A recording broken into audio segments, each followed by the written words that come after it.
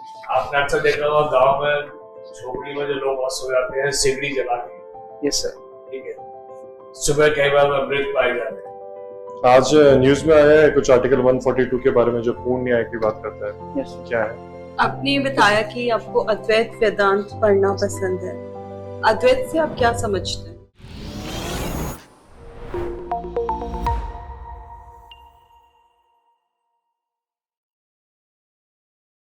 Please कमन, नमस्ते ma'am. नमस्ते। आइए बैठिए। Thank you sir. एक संक्षिप्त परिचय दें बिना अपने नाम के। सर मैंने 10वीं और 12वीं की कक्षा हिंडौन करौली से की है और मैंने PCM से BSc राजस्थान यूनिवर्सिटी से की है। मेरी हॉबी भगवत गीता और अद्वैत वेदांत दर्शन पढ़ना है। इतनी यंग उम्र में आपने भगवत गीता कैसे पढ़नी शुरू? सर इसके 2-3 कारण हैं। एक तो सर कल्चरल, मैं भरतपुर से बिलोंग करता हूँ तो ब्रज क्षेत्र की वजह से वो बचपन से वो प्रभाव आया है। और एक जो RAS की जो मुख्य परीक्षा में एथिक्स का पेपर है उसमें भगवत गीता को सिलेबस में लिया गया है। और तीसरा सर एक आत्म संयम और तनाव प्रबंधन में, समय प्रबंधन में इसका उपयोग है। रही बात आपने PCM में BSc करा, यस सबसे अच्छा सब्जेक्ट कौन सा लगता है इन तीनों में? Physics, chemistry, maths? Sir physics. Physics क्यों? थोड़ी सर एक तो वही जो मेरी हॉबी है, एक तो दर्शन में रुचि है, उसी को मैं तालमेल बैठा के सर उससे ब्रह्मांड या उसकी इकाइयों को जानने की कोशिश करता हूँ। उस रूप में मैं पढ़ता हूँ थोड़ा। चलिए गुड। आप मुझे ये बताएं, फिजिक्स के अंदर लाइट जो होती है यस सर। वो स्ट्रेट लाइन में ट्रेवल करती है या वेवी नेचर? सर लाइट जो है कण और तरंग दोनों के रूप में प्रवाहित होती है। सर ये ऊर्जा के पैकेट, छोटे छोटे फोटोन जिन्हें कहते हैं, उन बंडलों के रूप में एक सीधी रेखा में प्रवाहित होती है। अच्छा, अब और ये लेजर क्या होती है? लेजर सर एक लाइट ही है। विशेषता क्या होती है? सर लेजर एक तो सर नैदानिक उपचार में इसका उपयोग किया जा सकता है, डायग्नोसिस में। जैसे यूजेस अलग अलग है। सॉरी और जो ऑर्डिनरी लाइट है जैसे ये रोशनी है, यस सर, टॉर्च की रोशनी है जैसे, और लेजर की क्या फर्क है? सर अनुमान लगा सकता हूँ सर, उसकी तीव्रता अधिक होती है। तीव्रता ठीक है। आप डाइवर्जेंस और कन्वर्जेंस समझते हैं? टॉर्च की रोशनी है, यहाँ से जैसे छोटे से लेंस में निकलती है तो आगे जाके बहुत बड़ा हो जाता है, उसमें फैलाव कम होता है। हाँ, लेजर का फैलाव कम होता है। यस। पर अभी लेजर जो है ये ड्रोन गिराने के काम में आई है। DRDO जो है हमारा, उसने लेजर से ड्रोन्स को गिराने की तकनीक करी। कैसे करी? केमिस्ट्री से पूछें। केमिस्ट्री और एनवायरनमेंट का गहरा संबंध। यस। तो ये जो ओजोन लेयर होती है, ओजोन लेयर खत्म हो रही है, ओजोन होल भी हो जाता है, उसके बारे में बताएं। सर ओजोन O3 को कहते हैं सर। ओके। और सर इसमें छिद्र का मतलब कोई वास्तविक छिद्र नहीं होता, उसकी परत की जो मोटाई है वो 220 डॉप्सन तक आ जाती है तो उसे छिद्र रूप कह दिया जाता है, जैसे सर ध्रुवों पे होता है। और ये सर क्लोरोफ्लोरोकार्बन की वजह से मूलतः होता है। Fluorocarbon, CFC। CFL कहलाता है, chlorofluoro. Sir CFC। Okay, CFC, yes. Yes.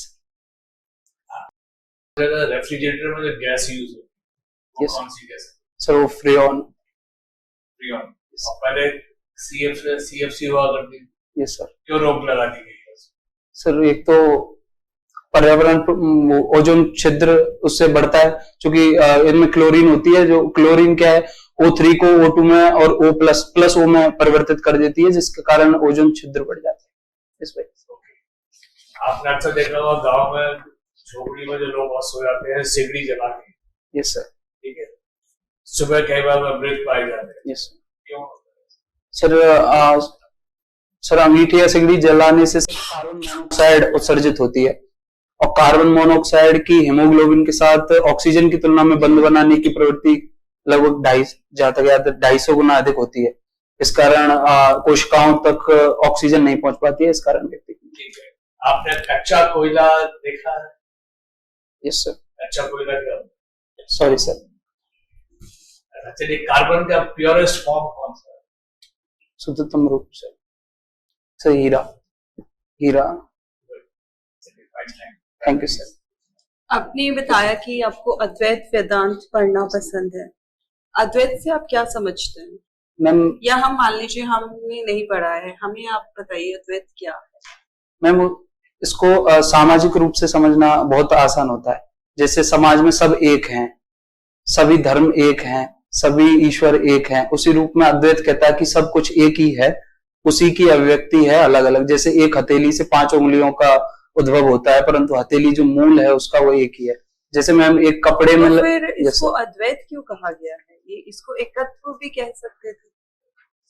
अद्वैत नाम क्यों दिया गया है? अद्वैत मतलब जहाँ पर द्वैत नहीं है, द्वैत का अभाव। Yes ma'am. तो वही मैं आप जैसे कह रहे कि सब कुछ एक है, तो फिर इसको एकत्व नाम दिया जा सकता था। जैसे मैम विविधता में एकता जिस प्रकार होता है, विविधता में एकता भारत की विशेषता के रूप में देखा जाता है। तो जहाँ सभी धर्म उपस्थित हैं फिर भी एकत्व है उनमें, परंतु अद्वैत का अर्थ ये है, अद्वैत का अर्थ थोड़े ऊपर स्तर पर देखते हैं कि इसमें ईश्वर या फिर जगत जो है वह एक है, उसमें किसी में भी कोई भेद नहीं है, उस रूप में देखते हैं।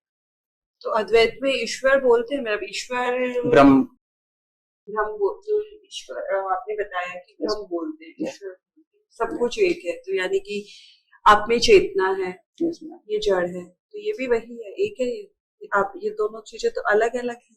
मैम एक उदाहरण से समझा सकते, बताइए। जैसे मैम शंकर ने बताया, शंकराचार्य ने अविवेक चूड़ामणि में, कि कपड़े में लगी गांठ वास्तव में कपड़ा ही है, और मकान में उपस्थित पत्थर वास्तव में मकान है ही नहीं, वास्तव में पत्थर ही है जो मकान का रूप ले रहा है। लहर समुद्र से अलग नहीं है, उसी रूप में। तो मैम तो मतलब ये जो गिलास है ये जड़ है, लेकिन ये आप ही का एक रूप है। मैम इस तरह से नहीं है मैम। उसमें श्रीमद् भगवद गीता में 2 तरह के चेतना बताई है, एक जीवात्मा और एक आत्मा के रूप में, सोल और सुपर सोल के रूप में। जीवात्मा मैम जो भी जैविक दिख रहा है हमको जीवित, जैसे कोई भी जानवर है, आदमी है, व्यक्ति है, पुरुष महिला, उनमें उपस्थित है। आपसे सिंपल क्वेश्चन है कि ये जड़ है, मेरा मन ठीक है, आप चेतन हो। Yes ma'am. प्लांट को भी मैं अगर चेतन मानूं कि वहां पे चेतना है, तो फिर ये दो यहाँ पे द्वैत तो हो ही गया ना, एक जड़ का हो गया, एक चेतन का हो गया, तो अद्वैत कैसे हो सकता है? मैम उसमें एक थोड़ी पौराणिक चीजें या फिर ऐसे किंवदंतियां जुड़ जाती हैं कि भाई वो ऐसा माया है और वह सब नहीं है जो दिख रहा है, उस रूप में देखते हैं तो थोड़ा अलग हो जाता है। हालांकि मैं सब कुछ मानता नहीं हूँ, पूर्ण आदर्श में रूप में नहीं मानता हूँ। ओके, आप सब मतलब यहाँ पर ये है कि ये जो जड़ है और आप चेतन हो, ये सब भी उस ब्रह्म के अंदर ही है, और ब्रह्म के अंदर कोई भेद नहीं है। अद्वैत आपका ये कहना है। चलिए, आपने बोला भगवत गीता भी पढ़ते हैं, तो यही कहता है ना अद्वैत की भेद कुछ है ही नहीं। भगवत गीता भी पढ़ते हैं हमने, मतलब भगवत गीता का एक सुना हुआ है कि कृष्ण जी जब अर्जुन को ज्ञान दे रहे होते हैं, तब वो यही कहते हैं कि तुम कुछ नहीं कर रहे हो, करने वाला तो मैं ही हूँ ना, तुम सिर्फ एक निमित्त मात्र, एक माध्यम मात्र हो। तो उससे मैं तो कि सब कुछ अपने आप हो रहा है, हम तो कुछ करते नहीं है। तो इस वे में तो मान लीजिए कि किसी ने चोरी की है, तो वो भी यही कह देगा कि मैं थोड़ी कर रहा हूँ, करने वाला तो कोई और ही है। मैम गीता इस पर विस्तृत थोड़ी व्याख्या करती है, उसमें कहते हैं कि कोई कुछ नहीं करता, प्रकृति अपने स्वभाव के अनुसार बरत रही है। परंतु आगे कहते हैं कि कर्म स्वातंत्र का जो सिद्धांत है गीता में, कि आप कर्म करने के लिए स्वतंत्र हो, आपको उसके अनुसार फल मिल जाएगा। तो कर्म स्वातंत्र की कल्पना भी उसमें की गई। ये दोनों चीजें आपको कॉन्ट्राडिक्टरी नहीं लगती है कि जब मुझे कुछ करना ही नहीं है, मैं कुछ करने वाली हूँ ही नहीं, या आप कुछ करने वाले हो ही नहीं, तो फिर कर्म की स्वतंत्रता कहाँ है? कराने वाला तो कोई और है। मैम उस स्तर पर जाते हैं तो स्वयं का और पर का भेद नहीं रह जाता। फिर वास्तव में जब हम इस बात को जान लेते कि कराने वाला और कोई है, तो वास्तव में कोई और नहीं है, वह स्वयं ही है, जब उसने स्वयं को ब्रह्म स्वरूप में स्थापित कर दिया। चलिए, लास्ट क्वेश्चन है, निष्काम कर्म की जब हम बात करते हैं कि आप कर्म किए जाओ, फल की इच्छा मत करो, तो क्या ये संभव है? आप तैयारी कर रहे हो, सिर्फ ये सोचकर तैयारी कर सकते हो कि ठीक है मुझे तो तैयारी करनी है, इसका परिणाम पे ध्यान दिए बिना, मतलब इस तरीके से कोई भी कर्म करना संभव है? नो मैम, कोई कर्म करना संभव नहीं है, परंतु ये एक आदर्श स्थिति है, इसकी ओर बढ़ा जा सकता है, जिससे अहम कम हो सकता है और अपना 100% इनपुट कर्म में दिया जा सकता है। तो फिर आपको नहीं लगता है कि आप अद्वैत वेदांत और भगवत गीता ये सब किताबें पढ़कर कुछ आपको पता है कि ये सब कुछ हो नहीं सकता है, इसको कोई आप व्यवहारिक रूप से यूज नहीं कर सकते हो, तो आपकी इस हॉबी, आपको नहीं लगता है कि आपने गलत हॉबी बना रखी है जिसका कोई यूज ही नहीं है? नो मैम, इसका यूज एक तो अपने आत्म संयम के लिए बताया मैंने शुरुआत में, और एक मैम ये कुछ ऐसे सिद्धांतों को भी प्रोत्साहित करती है जो हमारे संविधान में भी हैं, जैसे समानता का सिद्धांत है। गीता भी अहम आत्मा गुणाकेश के माध्यम से सभी जीवों में आत्मा की स्थिति की उपस्थिति दर्ज करवाती है, तो में समानता की स्थिति बनाती है। उसी प्रकार अद्वैत भी है जो समानता की ओर से। चलिए ठीक है सर, थैंक यू। आपको नहीं लगता कि महाभारत में कर्ण के साथ गलत हुआ था? सब महाभारत नहीं, अगर जो गीता में श्री कृष्ण ने अर्जुन के द्वारा जो कर्ण का वध हुआ था वो अनफेयर था, गलत था। गीता में सर, हाँ गीता में तो उपदेश दिया गया है, लेकिन हम देखें जो कर्ण का जो अर्जुन ने जो वध किया था वो गलत नहीं था, जो तरीका था अपनाया था। अगर आपको बताओ, आपको जानकारी नहीं है? मैं सर पौराणिक पढ़ता नहीं। अच्छा ठीक है, आप भरतपुर से आते हैं। भरतपुर में जो केवलादेव नेशनल पार्क है, इसमें पानी की सप्लाई कहाँ से होती है? सर यह जानबाग से। उस पक्षियों के नाम बता सकते हैं? आप गए हुए वहाँ पे? आपने? सर गया नहीं गया अभी तक? वो एक वर्ल्ड हेरिटेज साइट है, नेशनल पार्क है, आप भरतपुर में होते तो वहाँ नहीं गए? अभी बिल्कुल रुचि नहीं हुई कि आप जाके देखें क्या है? सर रुचि हुई पर जा नहीं पाया किन कारण से। पर नाम बता सकता हूँ। हाँ बताओ नाम। सर एक तो सारस की लगभग 375 प्रजातियों में से 75 प्रजातियां हैं, और क्रेन है, और हुदूद है, एक मैना जैसे आकार का पक्षी होता है, और बुड़काक करके होता है, बतख। सारस की 375 में से 75 प्रजातियां, ये क्या है? सब केवलादेव में आती हैं। 375 में से 75 कुल प्रजातियों में से। हाँ, ये तो मुझे नई चीज सीखने को मिली आपसे। और कौन कौन सी जगह हैं जो राजस्थान में जो बर्ड्स के लिए जानी जाती हैं? बर्ड्स के लिए ताल झापर है, जोड़बीड़ है, खींचन है। कहाँ पड़ते हैं जोड़बीड़? कहाँ पड़ता है? जोड़बीड़ बीकानेर। खींचन में? खींचन ना होगा। अच्छा, आज न्यूज में आया है कुछ आर्टिकल 142 के बारे में जो पूर्ण न्याय की बात करता है। क्या है सर? ये एक असाधारण अधिकार है जो माननीय उच्चतम न्यायालय को प्राप्त है।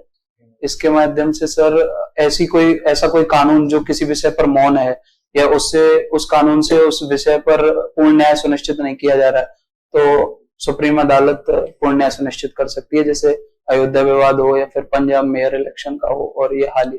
तुम्हारे उपराष्ट्रपति जी ने ये क्यों बोला कि जो न्यायपालिका है वो सुपर संसद नहीं है?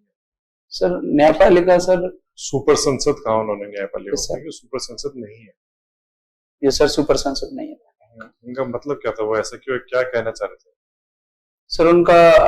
उनका तात्पर्य है कि न्याय का अतिरेक बढ़ रहा है शायद, इस वजह से उन्होंने कहा कि वक्फ जो कानून है वह संसद द्वारा बनाया गया है, विधायिका के कानून को कोई न्यायपालिका बिना आधार पर निरस्त करने की वो नहीं। तो हम कैसे फैसला करें कि क्या अतिरेक है और क्या नहीं है? क्या पूर्ण न्याय के लिए लिया गया कदम है और क्या ये अतिरेक है?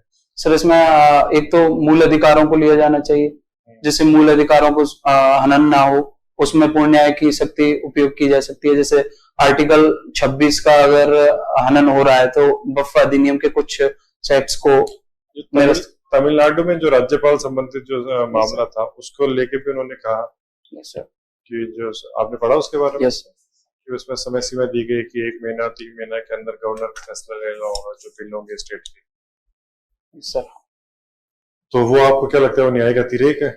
न्यायिक संरक्षण बोल सकते हैं, न्याय का अतिरेक नहीं बोल सकते, क्योंकि सर वो 200 में और 201 में यथाशीघ्र शब्द का उल्लेख है, और संविधान की व्याख्या का अधिकार सुप्रीम कोर्ट को ही है, तो उसमें वो समय सीमा निर्धारित कर दी गई। क्या क्या विवेकाधीन शक्तियां होती हैं गवर्नर की?